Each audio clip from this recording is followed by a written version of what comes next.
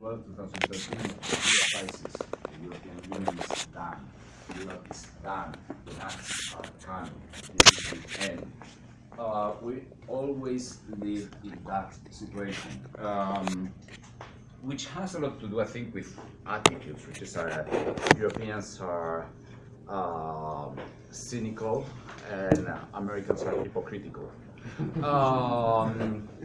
I mean, you don't have like 1 million people dying of heroin and opioid abuse in Europe every year.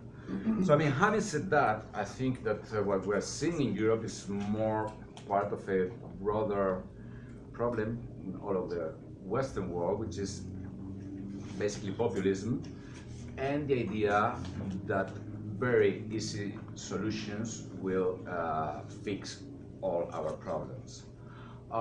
We have this, and I think we can draw a very clear parallel between, for instance, Catalonia and Donald Trump.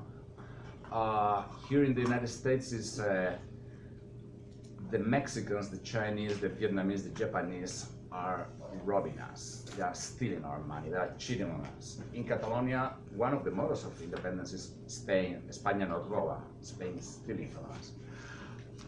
So at some point, magically, when we get rid of that situation and when we build a wall, we send them back to Mexico because they are rapists. Or because, as the former Catalan president, the founder of the modern Catalonia said, the Andalusian man is a half man. Once we get rid of them, everything will be fine and fantastic. What's the problem? The problem is that getting rid of them is not easy. So you negotiate you try to renegotiate the free trade agreement with Mexico and Canada, and after 9 months, the master of negotiation is going nowhere. The master of negotiation is actually the master of withdrawal from everything. Same thing happens in Spain. Right now with Catalonia, it's like no one apparently thought that the Spanish state apparatus wouldn't leave a significant part of Catalans decide that they want independence. And I'm saying that significant part because no one knows exactly how many, but I mean, that's the way states work. And we are talking in a country that, let's not forget, doesn't recognize the right of self-determination of its territory. So I think that the American audience here can understand perfectly well the position of the Spanish government. But I mean, I think this is the kind of attitude that we're seeing all over the Western world. It's oftentimes an attitude that comes from bourgeois parties, we could say pro-free trade parties, the Republican Party or the traditional Republican Party, let's say the country club Republicans, the Tories in the UK, the Catalan nationalist movement, which was pretty bourgeois. I mean, let's not forget that the only soccer team in Spain that appointed General Franco as an honorary member, not once, but twice, was Barcelona. I mean, by and large, the Catalan bourgeoisie was pretty happy having Franco there, because the alternative to Franco were the Trotskyites, which by definition are not particularly nice with the bourgeoisie. But I mean, we have these parties, these traditional parties, probably also Lega Nord in Italy. I mean, I don't know because this is a case that I don't know that well. But I mean, in general, linked to the local bourgeoisie who consider themselves kind of balanced, let's say, and the engines of economic well-being in their country, that then they find out that there's a populist branch that is extremely useful to remain in power. The Tea Party, all the populism, isolationism, whatever, that we have now in the United States, the Brexiteers in the UK, or the Catalan radical nationalists. Usually, that fringe that is very useful to mobilize voters keeps on growing and growing and growing. The establishment of the party say, okay, well, they keep on growing, so let's give them power in areas that no one cares about: culture, education.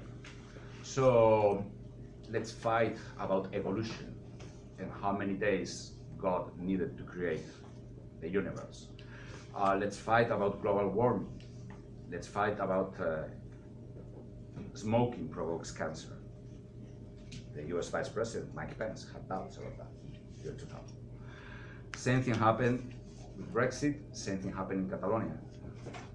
They take over the education, they take over the culture, they keep on growing. Then you see the traditional bourgeois, or let's say establishment of the party saying, oh, don't worry, if they come to power, they won't be able to govern because they can't, they don't know how things work. And then you have Donald Trump, and then you have Boris Johnson at the gates of Downing Street. And then you have, for instance, right now in Catalonia, a gigantic split between, let's say, the more radical, more lefty, that's for lack of a better word, let's say lefty, new nationalists and the traditional bourgeois upper middle class ones. So I think it's a phenomenon that happens all over the Western world with different, obviously, local peculiarities. But I don't think it's exactly Europe breaking. I think what it's breaking is we could say the social consensus, for lack of a better word, that was working in the Western world since the end of the Cold War. But I mean, if we want to go to really tragic or terrible times in Europe, let's go to the 80s, the happy 80s, when we had Basque terrorists killing 20 people in one day in a parking lot in Barcelona. The same Basque terrorists that now advocate for independence in Catalonia, the same Basque terrorists that now go to Catalonia to encourage people to become independent. We had the IRA in the UK, we had the permanent fear or terror of a nuclear war, and we had many other things to worry about. So I think that it's not Europe, but it's the whole Western world. Thank you, Pablo. Now, when I was a kid, I hated people who said when I was a kid. Now I say it all the time. When I was a much younger man, I would hear on television a major announcement of breaking news. We interrupt this program to bring you a special news bulletin. Well, I've just learned that we have a guest panelist who is Skyping in from all the way from New York, and that is the distinguished Italian journalist, Mr. Gianni Riotta. I hope I said his name right. My ancestors would probably throw a lightning bolt if I mispronounced it. And he is somebody who is au courant on the current European situation, and he comes to us via Skype. Gianni, are you there? Yes, can you hear me? Yes, coming in loud and clear. Can you hear me? Yeah, okay. Okay, thank you very much. Thanks so much for inviting me, and it seems quite bizarre that when I was a kid, since you just said that it's not for sure to say when I was a kid, when I was a kid it seemed like Europe should be more and more integrated. English, I never managed, as you can see, in London, from Sicily, where I was born and raised. It would take 3 currencies to get to England, because you had to have then Swiss franc, then French franc, and actually we arrived in London where the pound was being exchanged. So it was actually 4 kinds of money that you had to use. Then the euro came, and you really think that the European Union would become more and more united, more and more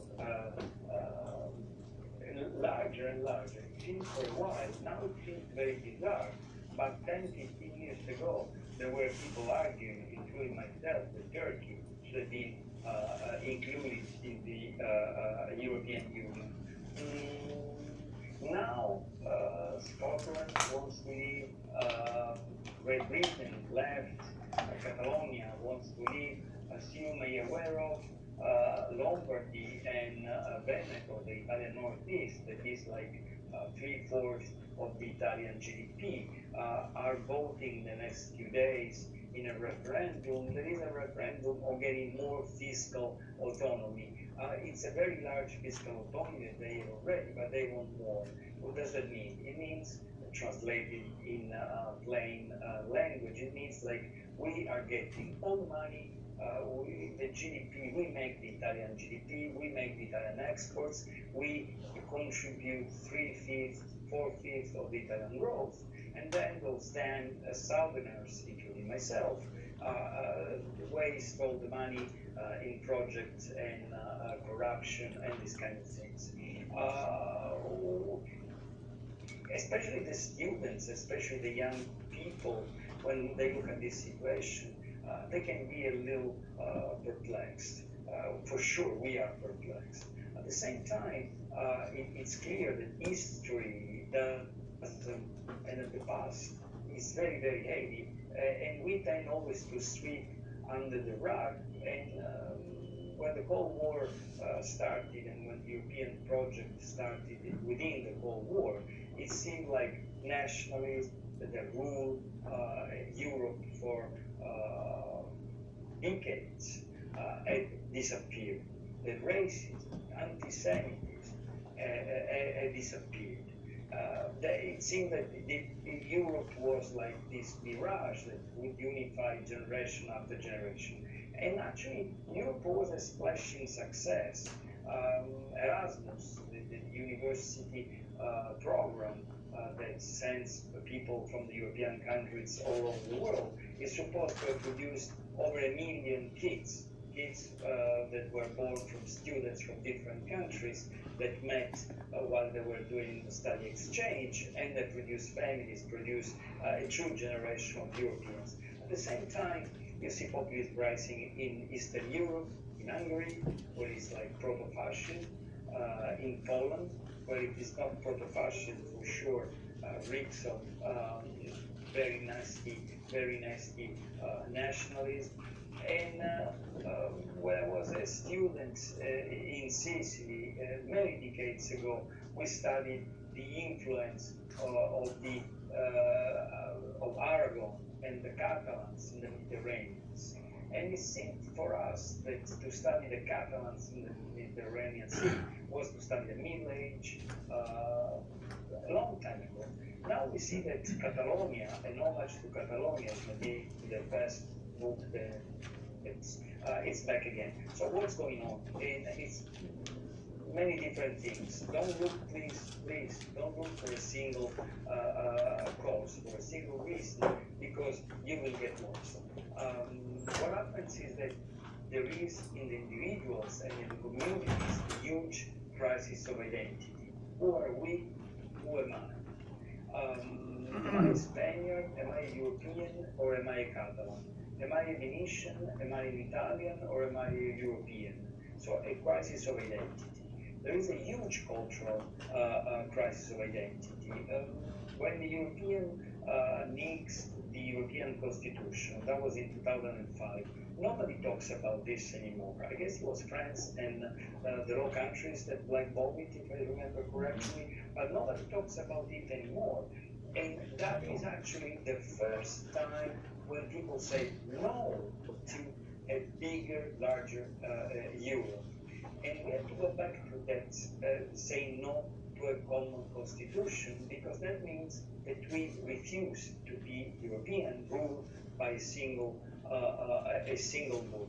At the time, the Pope, it was John Paul II, argued we should have a reference to religion in our constitution, and of course, the French reacted. I mean, it was Giscard d'Estaing presiding the commission to write the new constitution. By the way, it's online. You can still find it. It's a huge, thick phone book of a document. You'll find it online somewhere. And Giscard d'Estaing told the Pope, no, not at all. We won't have any kind of reference to our religious European reference. He said fast.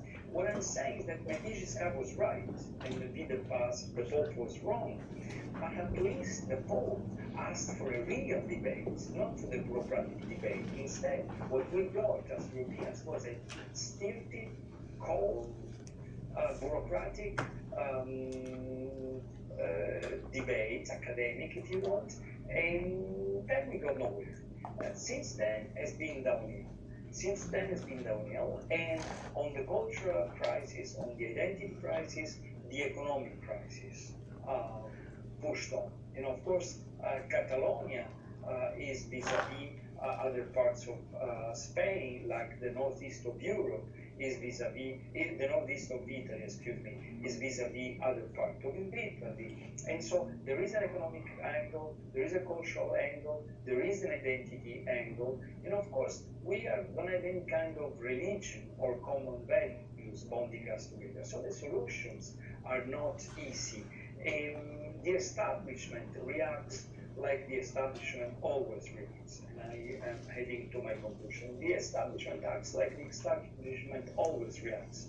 Denying there is a problem. Trump, there is no problem. Brexit, there is no problem. Catalonia, there is no problem. I heard from my El Mundo colleague, it's very interesting when Rajoy says the Constitution is with us. And when the King Philip says the Constitution doesn't want this to happen, and they are right. The Constitution is against any national secession in Catalonia, and Europe will frown on that. That doesn't mean that the secession will happen, because when the Americans secede from the United States, I'm talking to you from New Amsterdam then, or New York, it was illegal to secede. And the nationalist Catalonian people, the diplomats that work for the Catalonian independence, they have to point out that any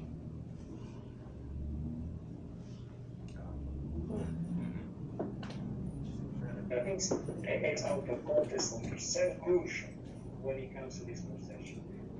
That this is totally illegal for President, totally illegal under any international law, what President Putin did in Crimea a couple of years ago. That is to invade the space of another country in Europe and occupy it after the Treaty of 1975, after all the illegal, the other international treaties. If you look at the reaction of the people do not even discuss or do not even remember that happened. There are sanctions, maybe, yeah, but who cares about sanctions?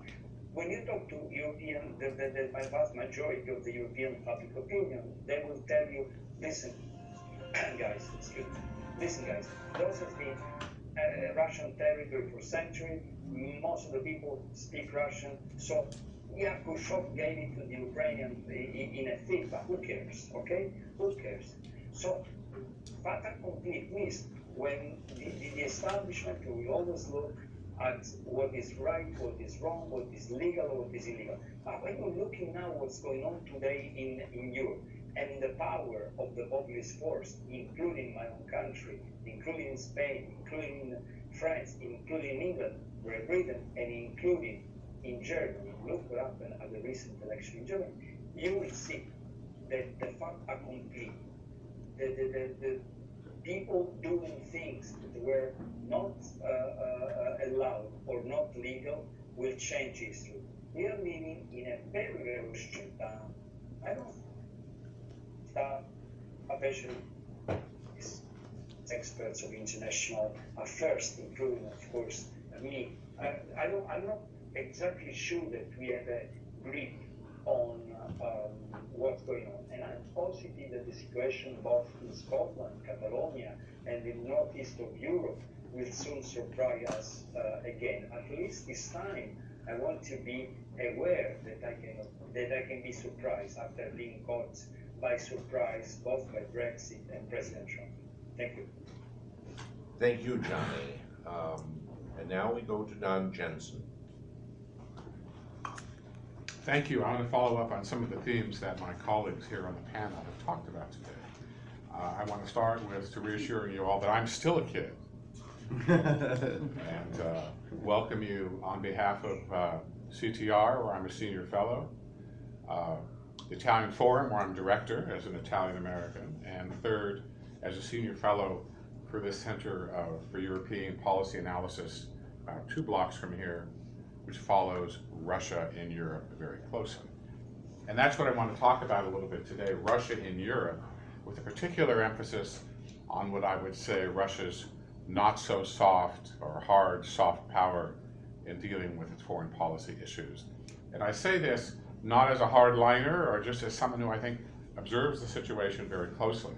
So I want to talk first about Russia's goals in Europe, second, how it seeks to further those goals, and third, make a few comments about Russia in Catalonia in recent weeks.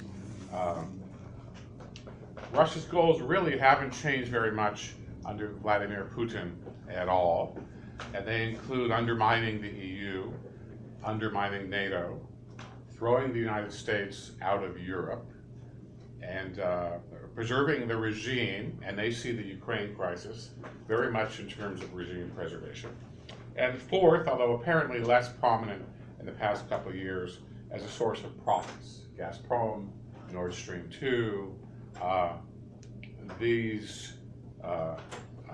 the flow of money into the Kremlin and then to some extent back out is very extensive, very important, and is a key determiner of how Russia behaves in Europe. But I think it's important to look at its activity in a comparative way. Russia has a number of foreign policy levers it can use and does use to advance these interests. Bribery, money, culture, the Russian Orthodox Church, military assistance, information war, something I spend a lot of time on, and you can go on and on and on the list. I think it's important to realize or think about Russia's use of these tools as tools of war. I'm not trying to be alarmist. I'm just asking you to read the Russian military doctrine, where there is no distinction between info-war and war. It's just war, in which Russia advances its objectives in different ways with those weapons that I mentioned. So what the Kremlin does is, again, let's continue with the weaponizing analogy. It sees a target, Catalonia, Italy, France, Germany, the Netherlands this year. It assesses the vulnerabilities, and each of those countries has a very different mix of vulnerabilities, and thus we talked to my colleagues here on the right.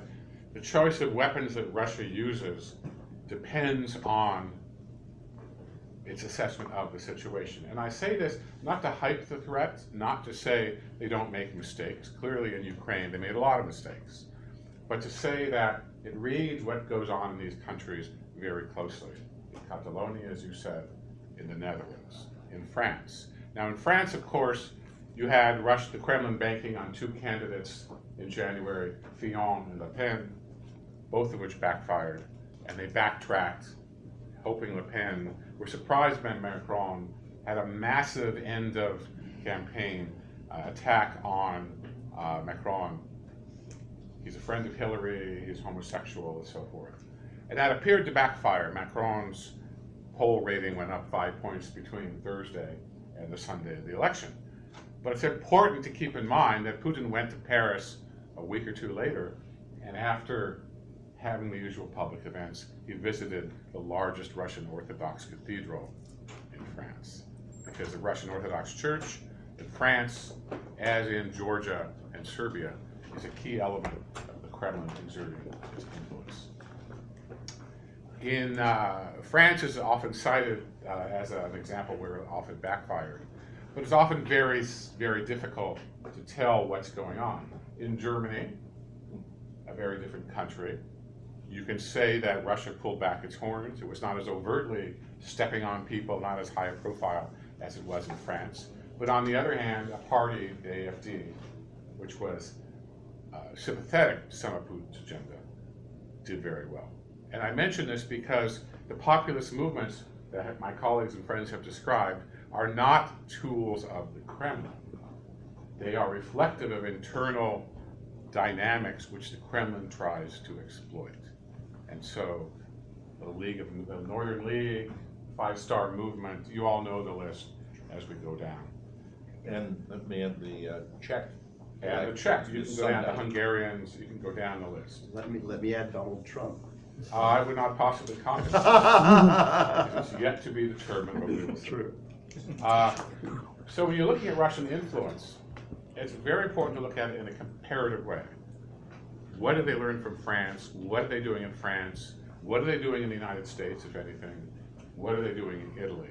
And the answers are different in every case, but there are some very common themes. And the themes that I mentioned: undermining the EU, undermining NATO, throwing the US out of Europe, and so forth and so forth.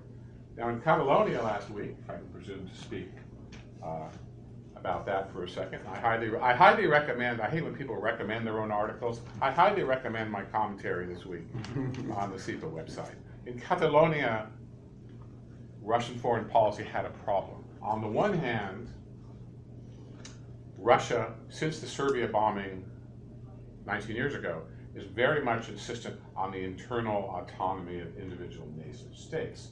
So on the one hand, the Russian Foreign Ministry approved Spain's opposition to the Catalonian referendum. In fact, on 2nd of October, the Spanish embassy in Moscow tweeted its gratitude to the Kremlin for its stance against the illegal referendum. On the other hand, of course, you've got a very strong pro-Catalonia bias in Russian coverage of the election. The articles included narratives on the illegal use of force by Madrid against the Catalonian separatists, a lot of discussion about the impending Declaration of Independence and what that meant for Europe, the ripple effect of Catalan independence in other European countries, the minorities in France, the Walloons in Belgium, and so forth. And of course, as we know, they're very close to some of the subnational parties in Italy. They even joked on Russian internet, what happens to football club Barcelona after Spain divides up? And one funny wag in Moscow offered membership in the Russian soccer league. And finally, the other noteworthy narrative is they speculated that the EU ordered Madrid to carry out violence against the Catalonian separatists. So they're playing both sides of the street, but clearly they're tilting very strongly in a single direction. It's interesting as well that Julian Assange of WikiLeaks fame became on RT and Sputnik one of the key experts on the Catalonian independence. And people speculate about his relationship with the Kremlin, which is, I think, pretty clear, but not fully proven. So, the Catalonian example dovetails on what we've seen elsewhere in Europe during a very heavy election season, and what I expect to see if there are elections in Italy next year, which I believe are scheduled, which is to say, undermining Europe, encouraging disruptive political forces domestically. I would go so far as to say Russia tries to use chaos for strategic effect. It doesn't really matter. You don't have to present an alternative view of Spanish federalism. It's enough to cause problems, and that serves Russia's interests. Now, I will conclude, because I'm limited to 10 minutes, I think. There's a few points, one of which is to say, what do we still need to look at about all of this? And the World War, during the end of the Cold War, when I started my diplomatic career, if you looked at an SS-25 missile, you looked at how it worked, how it was developed, whether it worked, how the parts worked, what would the design bureaus do, how effective was it, and so forth and so forth. We don't come close to that kind of knowledge about the weapon of information right now. First of all, there are many countries which are further worth looking at. We don't know much about what's going on in Serbia and the Balkans. We know that the Russians probably masterminded the coup in Montenegro, but beyond that, we don't really know for sure. Georgia.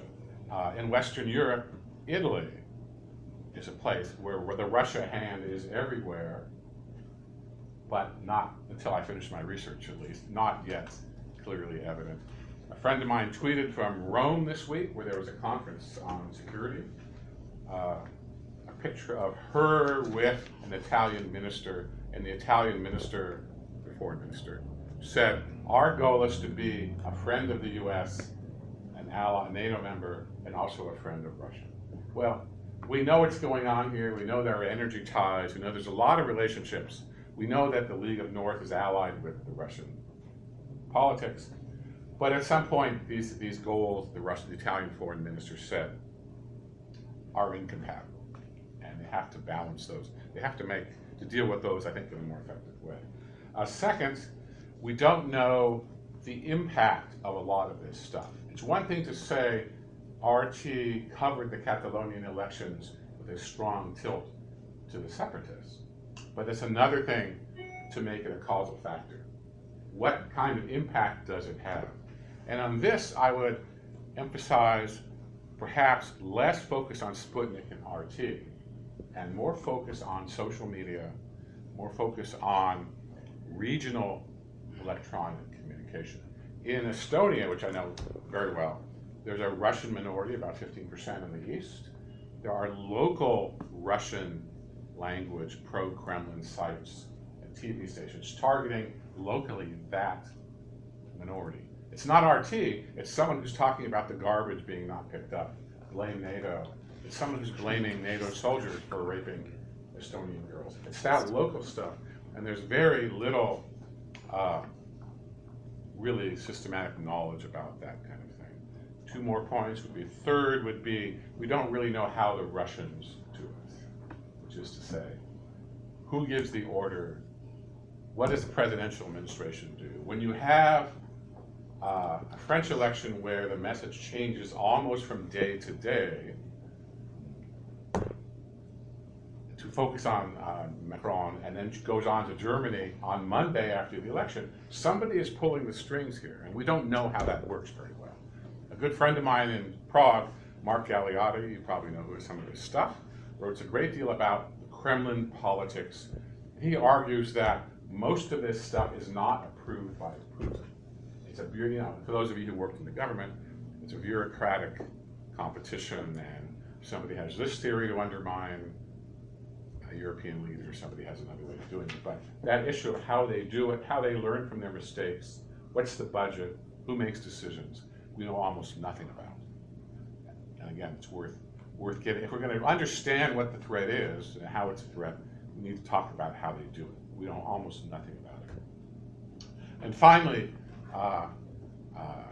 after impact and the other factors, is we need a Western response, if I think we all agree it's a threat. And we're very, very scattered and disorganized on it, on the issue of what kind of strategy to have. Do we ignore it? Do we say it's just like the Soviet Union and that died out and this will too? Do we say maybe banning RT in the United States is a response? So there's a big debate about that, as you know, if you read the Russian media. We don't have a coherent response yet. The answer is probably a lot of things. The US government has $150 to $200 million at a global engagement center waiting at the State Department to hand out for effective plans. They've not yet handed it out, which has caused a lot of inquiry. But again, we don't have a coherent response to any of this. And it may well be that the answer in Italy is different than the answer in France or in Britain. In Britain, it's Russia's banking, it's Russian money. In Italy, it's more ideological, as I said, it's in other things. So let me stop there. I'd like to take your questions afterward and talk more, even off campus, if you're interested. Dr. Hall. Well, thank you, first of all, John Gizzi, for having me here. Pleasure to see you as always, my friend, and pleasure to be here with people who really are very impressive and have a terrific scope of knowledge. I'm going to modify what I say. Okay, mind your way. Yes, and because I had a section on Russia, we don't really need to cover that, and Catalonia, that sort of thing. I'm going to focus on the first 2 of my points, which are, I'm going to talk about why Europe is breaking, and the two forces that I'm going to talk about, at least, that I think are really causing this concern are Hijra and cultural Marxism. And I bet there are very few people in this room who know what both of those things are. And so I'm going to explain what the heck I'm talking about first. So first of all, Hijra is a concept in Islamic law. It is migration in the way of Allah, and it refers to the original Hijra, which was the retreat of Muhammad from Mecca to Medina in 622. At that time, as you may know from the story, Muhammad was getting very little traction for Islam, and he was being really, frankly, oppressed in Mecca. And so he and a handful of followers fell back to a place which he renamed Medina, and that is where Islam actually prospered and flourished. And there is a sort of a dual concept in Islam, as I understand it, of Hijra, which is that since Muhammad is the perfect man, we replicate things that he has done, and you replicate Hijra in two ways. One is to migrate from the Dar al-Harb, that is the house of war, which is everywhere outside of the Muslim world, back to the Dar al-Islam, that is the house of Islam, to rejoin the community of Islam. And the second is to migrate from the Dar al-Islam to the Dar al-Harb, but doing it in the way of Allah, that is, going there to serve his interests. Now, why do I tell you that story? Well, you probably have figured out it's because of the refugee crisis. And what I want to suggest is not that the refugee crisis is entirely a Hijra. I don't believe for a second that it is. I believe, as virtually every survey has indicated, that most of these refugees are in fact economic migrants. That's overwhelmingly what people find. They're lying about being from Syria. So we have these overwhelming numbers from Syria, and yet it doesn't appear that a lot of these people are really from Syria. They're coming because they have an opportunity to make their lives better. But if you look at the origins, again, this is claimed origin, right? And so obviously we have questions about whether Syria really has this 350,000 in 2015, but you have a sense, right? Syria is driving this crisis. A lot of people are leaving Afghanistan. A lot of people are leaving Iraq. It's no surprise. Well, what do these countries believe? So in terms of their view of Islamic State, Syrian refugees, it's a handful, right? It's a handful. These are small percentages. 4% say they have a positive view of Islamic State. By the way, if you are in the mafia and your phone rings and someone says, "Are you in favor of the mafia?" you say no, right? So if somebody calls someone and says, Vladimir Putin. Yes, or exactly. If you're Vladimir Putin and you're asked, are you in favor of information warfare? His answer is no, I don't do any of that, of course.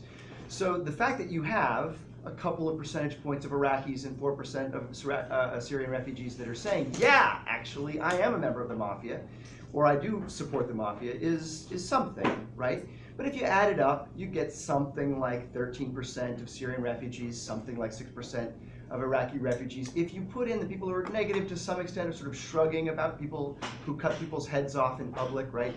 Then you could get up to 23%, almost a quarter, right, of Syrian refugees. This is not everyone. This is not everyone. However, if you think of the numbers, let's just go back here. If there are really 350,000 Syrians who have come into Europe, at least in 2015, and you're talking about something like a quarter of them, then, you're talking about 100,000 people, close to 100,000 people who are not in the camp that we want them in, which is the big camp. And we've seen what the result has been.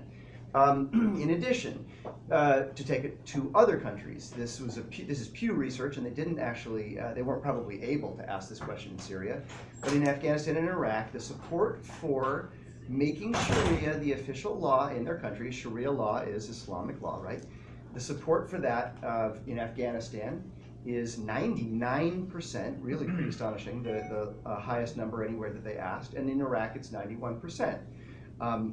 Afghanistan and Iraq have Sharia constitutions, explicit Sharia constitutions, both of them installed, by the way, by the United States of America, amusingly enough.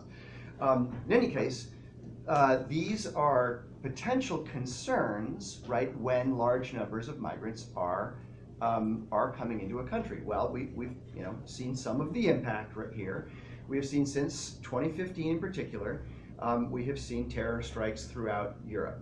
And those terror strikes are heavily centered in the places that have taken the most refugees. It's not necessarily a surprise, but it would be a surprise if you listen to European elites, and I will get to that very soon. As these things have happened, not only the terror strikes, by the way, but just the influx of migration, we've seen very strong reactions among people in these countries. The least of them would be in Spain, which I don't know that they've seen necessarily an enormous influx. The UK, which is on the edges of it, although it has actually a longer tradition of welcoming people from its former colonies, and therefore has an established Pakistani community, which is very well integrated and relatively peaceful. But I mean, look at Poland. I mean, you're over 70% support for an actual Muslim ban. I would, Trump denies, right, that his policies have been a Muslim ban. These guys are saying, no, we want an actual Muslim ban. And 70% of Poles are saying this. And by the way, Poland actually has one. Hungary actually has one. Austria, over 60%. And that's why we see this domination, right? The domination by conservatives in Austria is because the left was refusing to even acknowledge that this was an issue. They're refusing to acknowledge that it's an issue, and it's happening across the country. And that's one of the reasons why you're seeing some of these results. And I'll talk about what I mean specifically. This is a study that was done in the UK on Brexit. What they found, and this is controlling for other factors, right? This is controlling for party, it's controlling for whether you're conservative or liberal, or it's controlling for whatever. That what they found is that positive contact with immigrants had and for those of you who don't speak statistics, I apologize in advance. There are actually numbers on this test. They had a statistically significant effect at reducing what they called prejudice, which could also be characterized differently. It's not what they asked, are you prejudiced? They asked, are you concerned about immigration from these other countries into the UK? Now, calling that prejudice, I think, is prejudicial, personally, but that's what they did. In any case, there is a very strong correlation between positive contact with immigrants and both what they describe as prejudice and Brexit vote, right? But also negative contact, in the same way, is causing concerns about immigration and had a statistically significant impact on Brexit voting intention. Controlling for everything else what happened in Brexit was a vote on your view on immigration. That's what it was. This is it's a statistical fact, right? If that's the case, where else is this happening? Well, I would suggest it's happening in Germany. So AfD, as was mentioned earlier, finished, that's Alternative für Deutschland, and my German is miserable, but AfD is an alternative for Germany. So this is the party that has been, it's been characterized as far right, it's been characterized as neo-Nazi, it's been characterized as white supremacist, it's been characterized in a whole bunch of different ways, but at least the way that they're characterized by one of their leaders is, quote, we don't like Islamic invasion, unquote. Now that may strike you as white supremacist or neo-Nazi or what have you, but they are now the third largest party in Germany, and it's the first time since 1950 a party this far right has ever even won a seat, as far as I'm aware. It's the best showing, I should say, since 1950 for a conservative, a party this far right in Germany. Likewise, in Austria, we have the public reporting is saying that immigration, Islamization, and refugees are dominating the campaign like never before. And so what you had as a result in Austria is the main conservative party, which was moved right by its 31-year-old head, who may become Prime Minister of Austria at 31. I feel like I'm way, way behind in my life goals, by the way. because I really want to be Prime Minister of Austria, of course, to try to counter the rise of Freiheit, so the Freedom Party, OVP. I'm sorry, Freiheit is the alternative OVP, he's OVP. So Freiheit is a far-right, neo-Nazi, arch-conservative. If you ask them, they will say, we are concerned about the impact of Islamic immigration in Austria. So that brings us to the second factor. None of this would matter.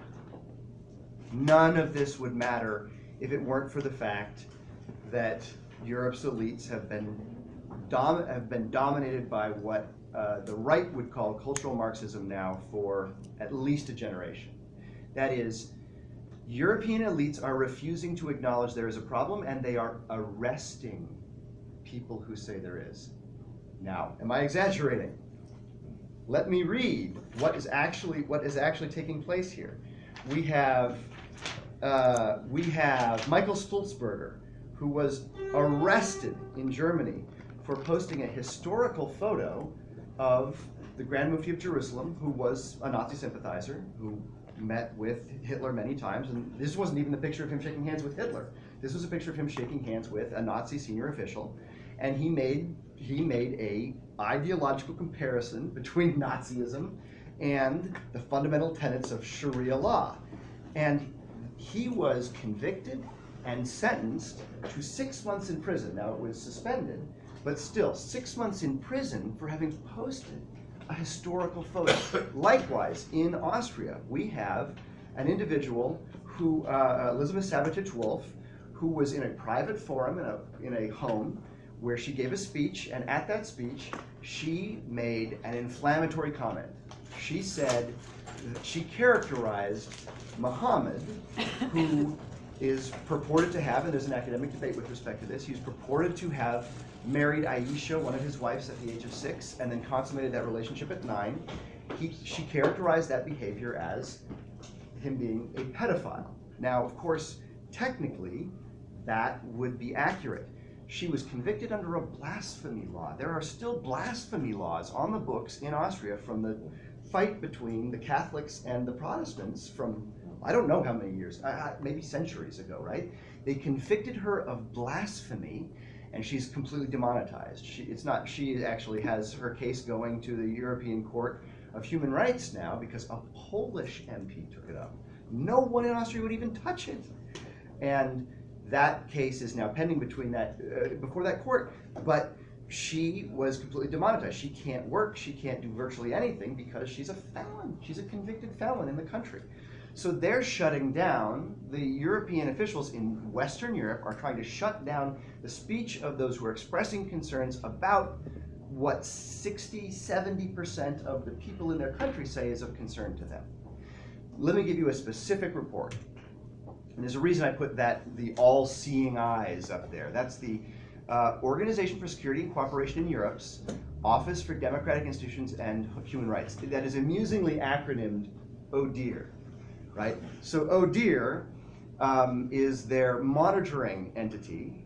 This is a Eurocentric, I should say. It's not actually for Europe. It's 57 countries that are members of participating states, in OSCE. I attended with a group the OSCE Human Dimension Implementation meeting just a couple of months ago in Poland, and that's a photograph of it. What I experienced there is this cultural Marxism. The idea of cultural Marxism is something that comes from the days of the 20s and the 30s as the ideology of Marxism was sort of moving away from Marx in the wake of the First World War, when the proletariat didn't actually revolt, right? Or they only revolted in one place, arguably. And they began to adapt. And there's a whole raft of great thinkers, frankly, of Lukács and Gramsci, and then those who came, Adorno, those who came over to the United States and were here, like Marcuse, this brilliant set of Marxist theorists who adapted Marx's original ideas into a set of ideas that were intended to subvert the West. And in doing that, one of the concepts that they developed was that of repressive tolerance, which you and I would both know as political correctness. So it is observed as political correctness. In fact, it comes from the concept of repressive tolerance, which is a Marxist idea. It is to shut down the speech of the right and allow the speech of the left to flourish. So, what did I see there? Let's see if I saw this. These are organizations, some of which are likely, I think that the people there were mostly people of goodwill and people who are people of peace. But these are organizations, some of which have direct and identifiable ties to the Islamist movement worldwide, that are arguably potentially radical. They're the ones who are giving side events at OSCE. So that's the end of that part. At this, we were shut down over and over and over again as we tried to raise security concerns with respect to what should happen on the migration crisis. And literally, the officials were saying, no, you're not allowed to talk about that. You're not allowed to talk about that. That's not something that we're allowed to discuss as part of tolerance. We're discussion of tolerance and diversity. We're not allowed to talk about the fact that those who are coming into the countries don't share the view on tolerance and diversity that we as Western countries have. And so systematically, this is what I think you're seeing across the continent. You're seeing Brussels and elites in the Western countries literally arresting people for expressing concerns that most of the country shares but can't talk about. And as a result, you are seeing Brexit. As a result, you are seeing all sorts of fallout in Austria, all sorts of fallout in Germany. And my thesis, by the way, I have a whole section on Russia, right? So I strongly agree that Russia is trying to exploit all of these little fissures, all of these cleavages, as I learned, when I first was in college, all of these social cleavages, all of these divisions. They're pounding stakes into each one of these cracks.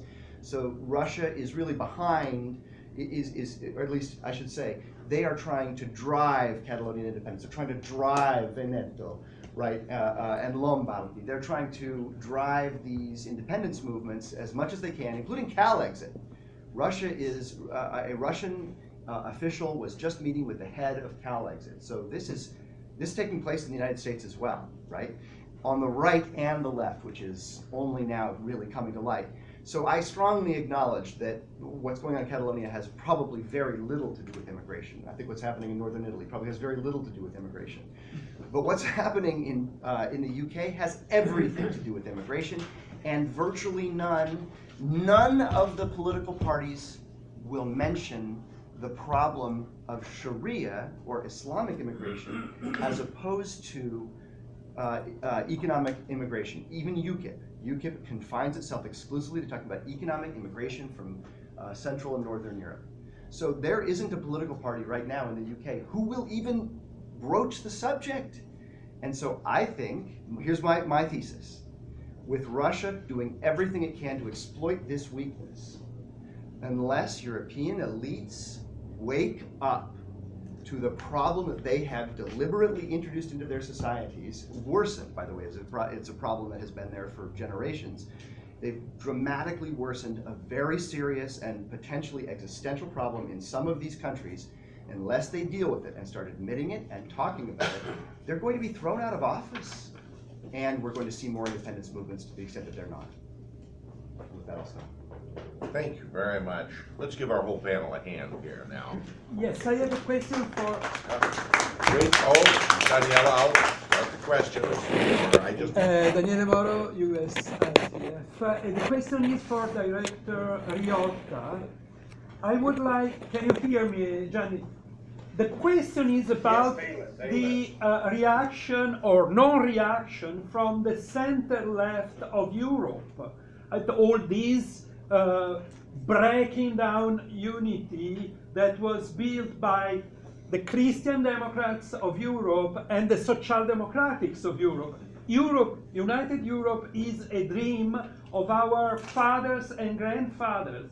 And I want to know your opinion about what our friends in Italy and other parts of Spain and so in the European left are doing wrong, if you think they are doing something wrong on this. Thank you. Thank you again for having me. Very briefly, let me start with thanking Ambassador Jensen, because when I refer to Russia, it's kind of a conversation about the undoing of the European Union and the neo-nationalist movement. I've always felt pretty much lonely, and very often, Mr. Ambassador, people frown because it's not like nice to mention what has Putin to do with that. So it was really reassuring that you gave the context that you gave. Let me add just one detail, and this is would be interesting for our Spanish and Catalan friends. The days of the referendum in Barcelona, I have a team of research that focuses on social media and international policy. The day of the referendum in Barcelona, the top five influencer, meaning that the people and the organizations that were in sharing content on Google, Facebook, Twitter, all the different social media, were connected to the Kremlin, were either official propaganda tools of the Kremlin, RT, Sputnik, or influencer somehow connected to Russian Putinian propaganda on Catalonia and Madrid. Okay, this is something that happened in Austria too, and this is something that I wonder whether will happen in the election next year. To the Daniele question, Daniele, the European center left is it and was it by the globalization very strong, and the French Socialist Party that used to be dominant is today languishing. The Italian Socialist Party does not exist anymore. The Italian Communist Party, that was the strongest Communist Party in Western Europe, disappeared.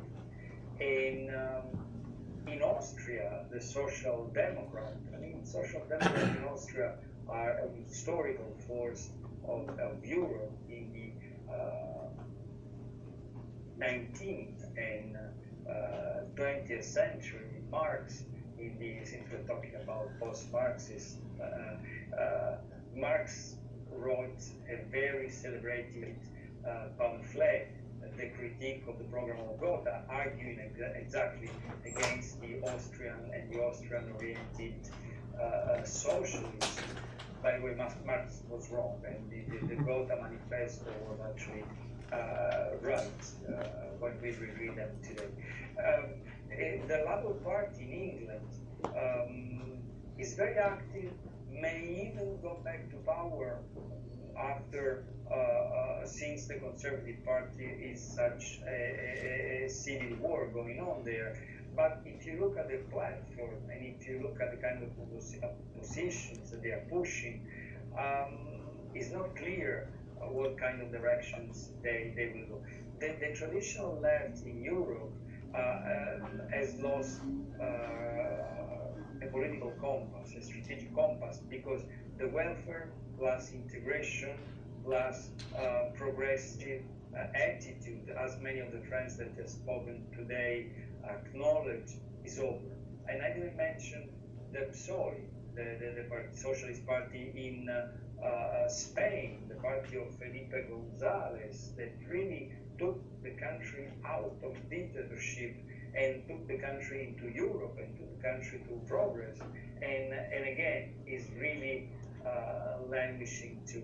So I think that the left the center left has to find a new manifesto, a new political platform, and more than that, a new social coalition of voters, and of course we have to have a non-ideological position on immigration. To make it brief, this is exactly what the Democratic Party is facing in the United States. The Democratic Party, everybody is mesmerized by President Trump. And nobody's focusing on the Democratic Party that is still where we left them on election nights. They still have to find a candidate, they still have to find a platform, and they still to find a viable coalition able to beat President Trump in 2020. Thank you very much, Gianni, and thank you for your question, Danielle. One postscript I would add to Danielle and Gianni's exchange. 2 days ago, I was part of a group that interviewed Prime Minister Alexis Tsipras of Greece, and there the body politic has progressed farther to the left and taken the steps that Gianni spoke of the current Democratic left trying to avoid so far. PASOK, the traditional socialist party of the left in Greece, has all but disappeared at this point. Mr. Tsipras is someone who, when he was in college and later studying to be an engineer, rose to lead the Communist Youth League. In later years, he left the Communist Youth League because it was not radical enough, and was part of a group, and don't ask me for the Greek definition, but out of it came Syriza, which translated from the Greek means coalition of the radical left. And I asked him about his ties to Putin. He doesn't make any secret about it, and there's nothing covert. Putin made it very clear he favored his election as prime minister in the last election in which the centrist New Democracy Party was defeated. And in turn, Putin has had a state visit to Athens, was warmly welcomed by the prime minister, who in turn went to Moscow to seek financial assistance for his own debt-racked country. And this is not anything that the prime minister hid, it was in the Financial Times. And he said, we have a long history together, in part bound by the Orthodox religion we share, and he sees it not changing at all in the future. That was an exact quote. I might add, I probably broke some rules of the Fourth Estate there, because this was an off-the-record session, but we were told to try to clear the Prime Minister's comment afterward with his staff, or attribute it to a high-ranking Greek government source. So there you have it, from a high-ranking Greek government source. Any other questions for anyone here? Can I add a follow-up? Please. Yeah. I'm going to go back to Johnny's comments, which I appreciate, but the examples we see, Greece, Spain, Italy, illustrate what I've been saying, which is to say, in Greece, it's financial, cultural, and Orthodox Church.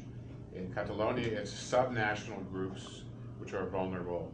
The problem with Italy, the troubling thing about Italy, is that the vulnerabilities to Russian exploitation are not just one or two, it's 3, 4, 5. It's subnational and national movements, it's the need for Russian energy, it's bribing Italian politicians, it's the fact that because, understandably, Italy's primary security concern is to the south, they don't pay much attention to Crimea or Russia. So this makes Italy a very, very prime target for Russian exploitation.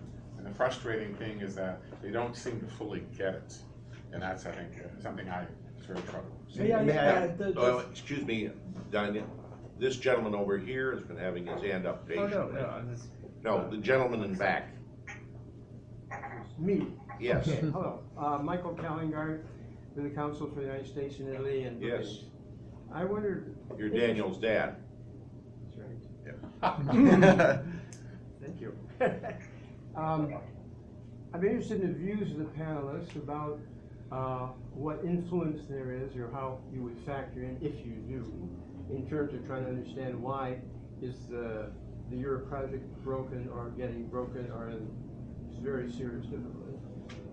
If you go back, and I don't know what years to put on it, but let's say 20 years or so, the answer really was, and this was a strong consensus, integration is how we fix problems. And so the thrust of what went on in Europe was, let's integrate, do things together, we can do more, we can resolve problems. Clearly, that was nice as a slogan and nice as a point of departure, because the easier things get done first, and then as the countries together go down that road, there are more difficulties. You take the low-hanging fruit, as they say. So at some point, there are bound to be, I would say it's inevitable that there would be problems, that there would be difficulties caused by integration. And has there been a reaction to that in terms of, let's look somewhere else for different directions to go? Dr. Hull, why don't you start? Certainly. So one of the models that I would actually suggest, no one in Europe is listening to me, right? But one of the models that I would suggest would be to look to Switzerland, which is of course not a member of the EU. Switzerland is a federal state that is diverse, right? It has multiple languages. It has a long history of very powerful canton, right? Very powerful sub-regions. And this is the country that has not been invaded and has not had internal civil strife for centuries. I think that, my impression, just as a scholar, is that Brussels believed that it could become a United States of a United States of Europe and basically stamp out the national, not just subnational, the national identities of some of its member states. And there was a lot of, I think, European elites that were all for that. That didn't want Italians to think they were Italians. They wanted them to think that they were Europeans, and didn't want the French to think that they were French, wanted to think they were European, and tried to move beyond nationalism. And we've had some references to nationalism. Often when we say nationalism in the European context, especially when Europeans say nationalism, they know what the original name of the Nazi party was. Nationalsozialistische Deutsche Arbeiterpartei. Again, my German's miserable. But the National Socialist German Workers' Party. It was it was perceived as national. So when we say national in a European context, a lot of times we're thinking of Nazis. The problem is, when you say it to an American, you say, oh, nationalism is a big problem in Europe. Americans say, well, that's interesting because we have a different word for nationalism. It's patriotism. It's patriotism. Why are you trying to crush patriotism of these people? And this is how Poland feels. I will tell you that I had a lunch and I spent 6 hours with a minister of parliament from Poland. And this is his perception of what Brussels is trying to do, that Brussels really is about trying to stop them from being Catholic, stop them from being Polish, and force them to accept the norms, not only refugees, right, but accept the norms of Brussels, where literally, I just read a report that a Polish official said that an official from Brussels told him, you should be sending your legislation to us before you submit it to Parliament.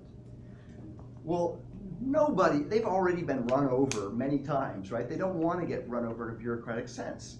And so I think that this is, a central dynamic that we have to, that might be partially an answer. Allow more federalism. Right, Pablo. Give you a short answer, I have no idea. Because I think that there are also many, we're talking in different levels here. One is the anti-European feeling in certain countries, where the nationalism of a current nation state. Brexit is the best example, of course, in Poland and some places in Eastern Europe. But for instance, I think that many Catalans, a very big percentage of Catalans, they put their European identity ahead of their Spanish identity, and perhaps even ahead of their own Catalan identity. I don't know. I don't know if there are polls about Catalan versus European, but one of the big elements in the debate I mean, one of the big elements in the debate is Football Club Barcelona will play in the Spanish soccer league. That's absolutely critical, and I'm not kidding. Another more substantial matter of debate is an independent Catalonia will be part of the European Union and will be part of the Euro or not. Catalan nationalists, they say, yes, we will. Spanish government says, no, you won't. So you will have a bank holiday, you will have a running on the banks, and you will have your own currency. Have fun with it.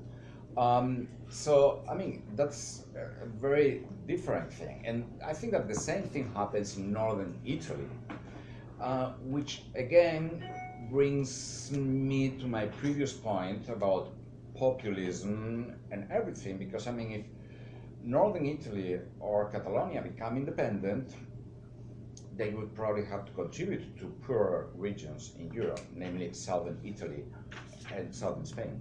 So in the end, they will have a negative fiscal balance. But they don't see it that way. I mean, they want to be rich and not contributing. So it's a little bit, I want to have my cake and eat it. It's exactly the same. Just to give you an example, it's like in the Republican primaries, when President Trump is asked how he will fix Social Security, he says, fraud. Just fixing fraud. What's that? I mean, that's basically, oh, the money that they are stealing from me, those people, they won't get it. Now you can put the color of skin you want on those people, you can put their accent, you can put whatever you want. And I mean, from my point of view, this is very similar to some extent. So I mean, I think we have to distinguish between, let's say, regional nationalisms, for lack of a better word, and nation-state nationalisms. In the end, it's rather confusing, the whole thing. I remember, I think it was Mr. Tusk who a few days ago, he said something like, I don't want to be the president of a 98 nations Europe. So, I mean, this is also another problem, and this is obviously one of the reasons why basically all governments in Europe are supporting Spain right now, because they don't want to open that Pandora box in their own territories. Don Jensen. May I add to Donald something that, as a former employee of Mr. Berlusconi, someone in this town You admit that? ask me frequently, what are the relations between Berlusconi and Putin? My personal impression is that they are not only friends, because Berlusconi is a liberal. In his mind, he will not side with the invasion of Crimea or whatever. My answer is the two guys are in business together. Mm-hmm. Politics has nothing to do with Crimea, Ukraine. Also, if one member of the Italian parliament from the Berlusconi party went in the Donbass, you remember that we spoke a few months ago, to certify that the election of the pro-Russian separatists were fair. By the way, just as I don't have any evidence, but it would surprise me if Berlusconi and Putin were in business. The former Chancellor of Germany, Gerhard Schroeder, now has a comfortable life after many years in politics by working for Gazprom.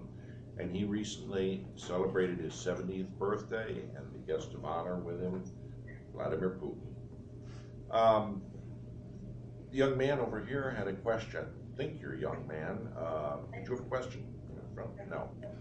Yes. I'll just jump in. My name is Rob Benjamin. I'm with the National Democratic Institute. I did want to come back to your point earlier about the Balkans, because I do see that as a region of let's say, consideration with respect to some of the themes we're talking about, not least the interest that not only Russia, but some other countries, such as Turkey, Gulf states, have these days.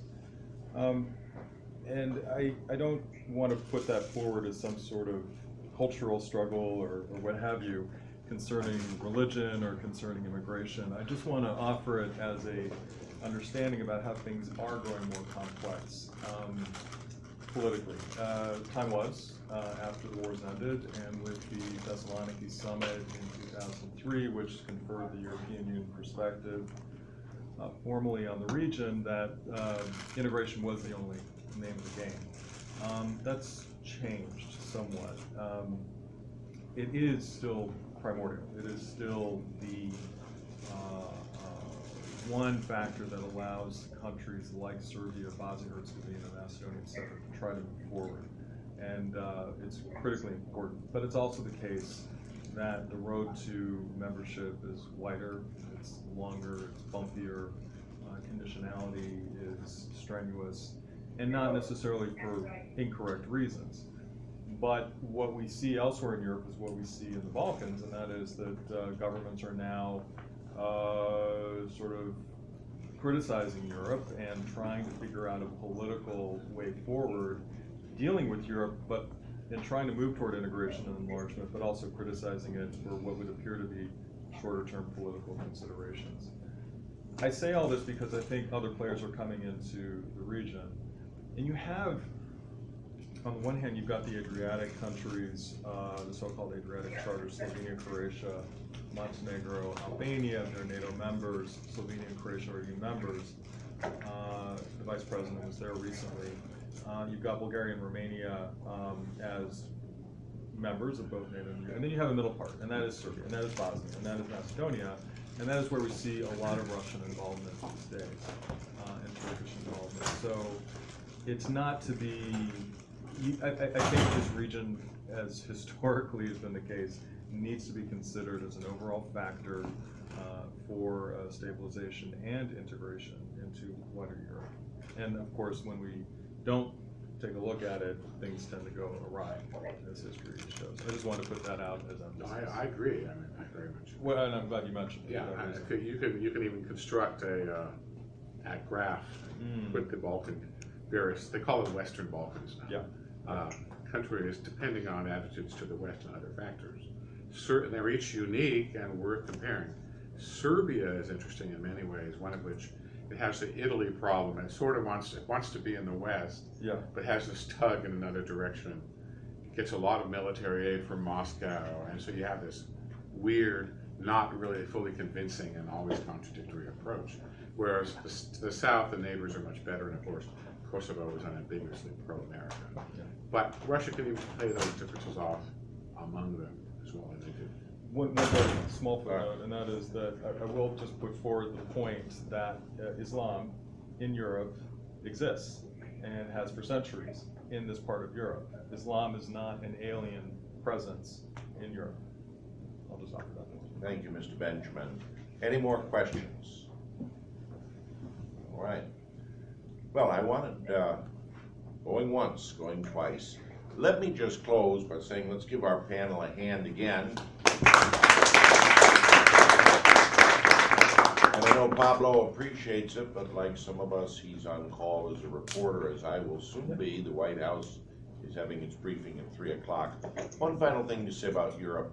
It's important we have panels like this and participation like this, because otherwise we face what Pope Francis called the culture of indifference, and that is what will lead to the rotting and possible destruction of democracy anywhere.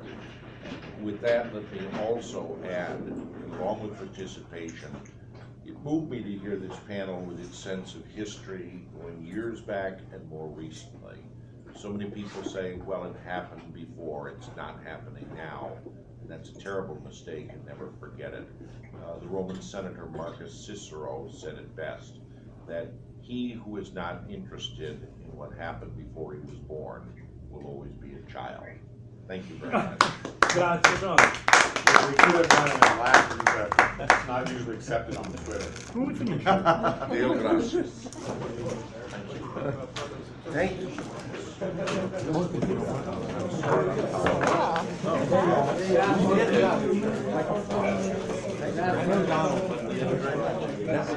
know, De